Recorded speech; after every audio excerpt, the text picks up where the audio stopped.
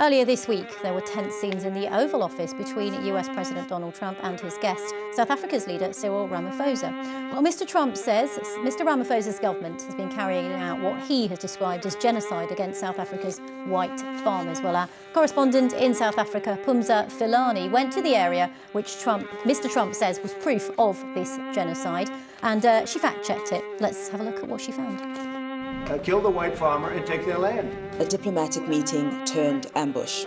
America's Donald Trump makes incendiary comments about what it's like to be a white farmer in South Africa. These are all people that recently got killed. His counterpart, President Cyril Ramaphosa, uncomfortable but composed, sits through the so-called evidence of the claims. These are burial sites right here, over 1,000. We've come to the location shown in that video played in the Oval Office. There are no graves, there's no graveyard. In fact, we now know that the crosses in that same video were part of a protest organized by a local community after the death of a couple that was killed here. We're looking at Glenn and Vida Rafferty.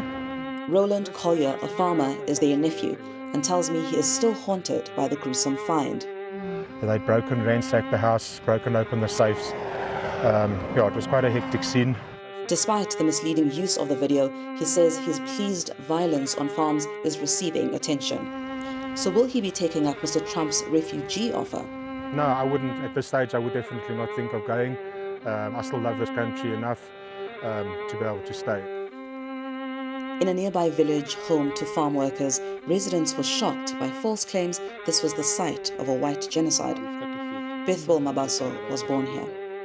I've lived here since I was a little boy, and this is a peaceful area. Nothing like those murders has happened in this community since.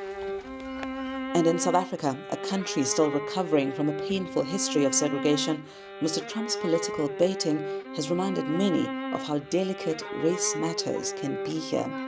Phumza Philani, BBC News, Nomandini. That's Phumza Philani there. Well, if you go to the BBC News website, you can see more on that story because our team at BBC Verify analysed those different claims that were made by President Trump in the Oval Office. You can see him there at that meeting with Cyril Ramaphosa. Now, it includes how he used the articles there to illustrate what he claimed were burial sites in South Africa. Well, this, in fact, was a picture from the Democratic Republic of Congo.